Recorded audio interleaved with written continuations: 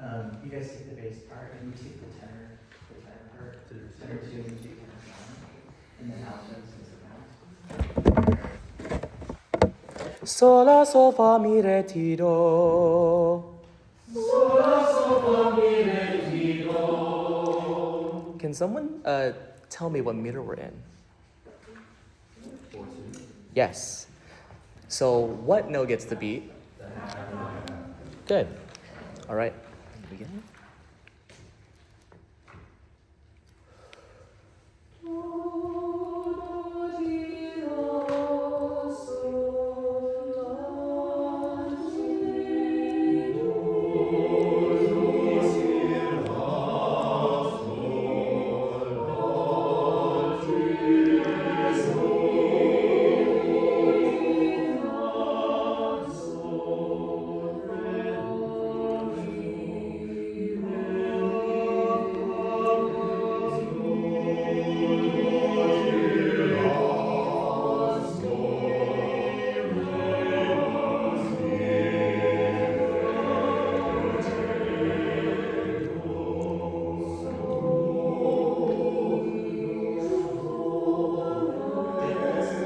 Yes. We're singing very well, some of us are a little bit lost. Cool. Do it again. Watch for disentrances and this is from the Renaissance. Yes.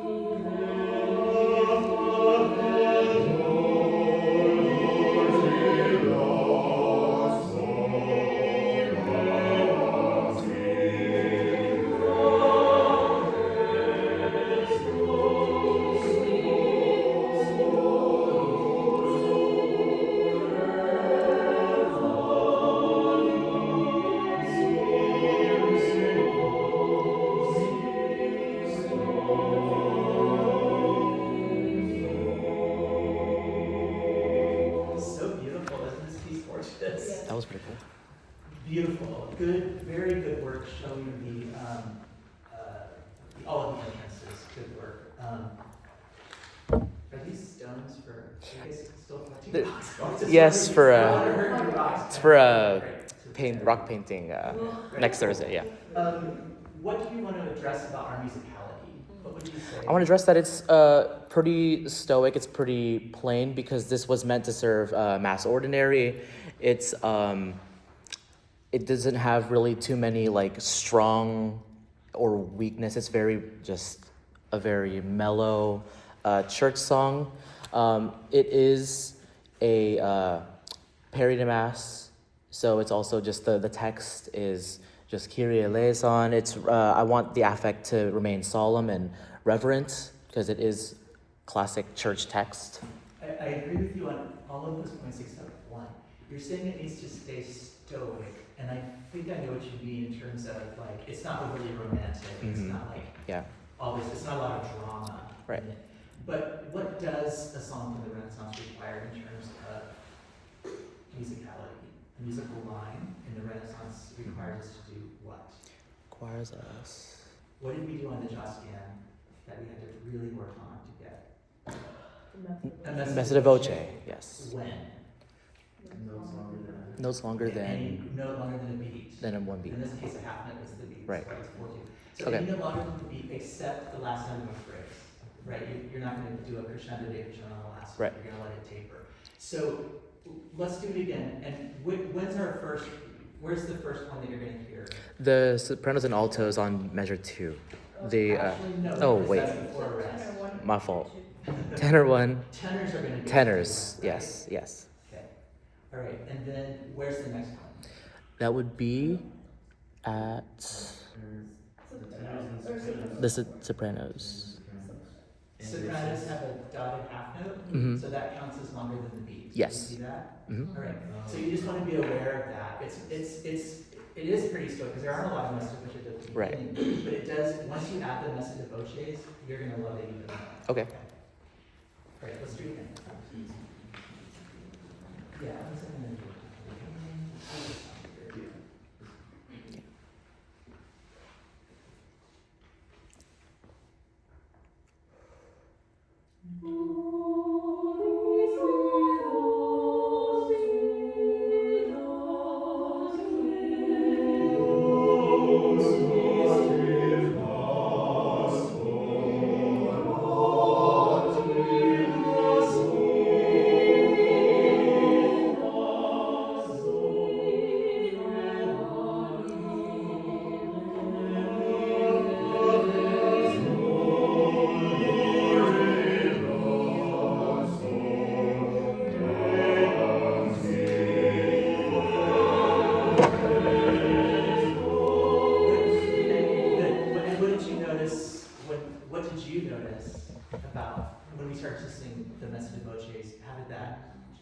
Kind of made the entrances more apparent. Kind of like you could tell that they were coming in at different times, exactly. More clearly. Yeah, it provides a lot of clarity. It provides a forward movement in the line. Yeah. Otherwise, we don't want it to just sit still. So when you say stoic, I think that's a better term for the neoclassical music of the early 20th century. I wouldn't use that word for. I know what you're trying to say. You're trying to say it stays very kind of in the same affect. It doesn't like wander to these heights. Yeah, that's what I meant. Yeah. Something like Bruckner would do, or something like that. I think, there's another thing that we did in our Joss Ken piece that was also happens in this piece that we needed to do. Do you remember what it was? I'm trying not to say it. Look at the tenor one part in the second line.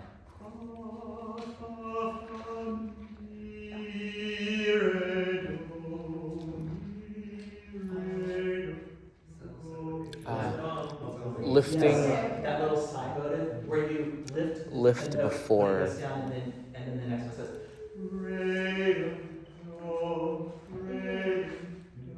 So you have to add that too. That is why I think it's important as conductors that we teach a variety of styles and genres, because now you have that frame of reference and you will be able to apply it to Renaissance music. You know that those are two hallmarks, that psi motive, which it's not really called that, but that's kind of a simple way to remember it. It goes and you top that note, you put a staccato on that note. And the other is the messa devotion on anything longer than the beat except the final note of the phrase. Those are two hallmarks of Renaissance music, and that's why we did the Just Cameron Paul, because I wanted you to be able to, from there on, that's Renaissance music for you. Okay?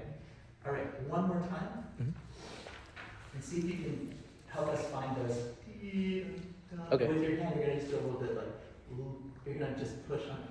Da, da, da, da. You just kind of press lift on the tenor part there. Okay. To remind us.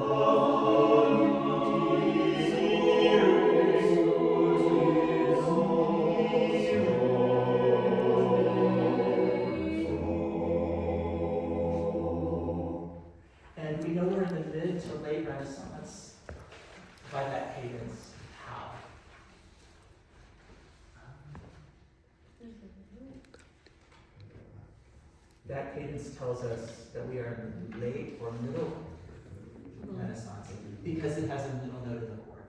It's not yeah, perfect interval. right. Remember Jocelyn favored, because his ears were more medieval, because he was earlier, closer to the Middle Ages. One of the hallmarks of Renaissance is that cadences move and end with triads, not with just perfect intervals. Okay, so I want to just note these things as we get them. Because now you have this, you can compare to Jocelyn. And remember, compare and contrast is the quickest way to learn something for the long term, not just on a single moment. So there are three things that we've already now connected to Joscan. Message motif on a no longer than a beat. except the final note of the phrase. Yes, That's oh, fine. sorry, yes. And then the Lifting, That little slide note, and then a third in the chord, and adding a filling third. out the chord and making a full triadic cadences is something that happens more in the middle of the Renaissance than late Renaissance. Okay, so Josquin didn't do that. He did have triads, beautiful sixths and thirds, but he still ended. Remember the end of Ave Maria, how it was just that open fifth, right? Okay, so good. So now you're starting to have shelves in the library that you're making comparisons. Oh, I'm in the Renaissance lane, but there's three shelves. There's early, middle, and late. The early has cadences that are open fifths. Okay, bravo. Really good. Good.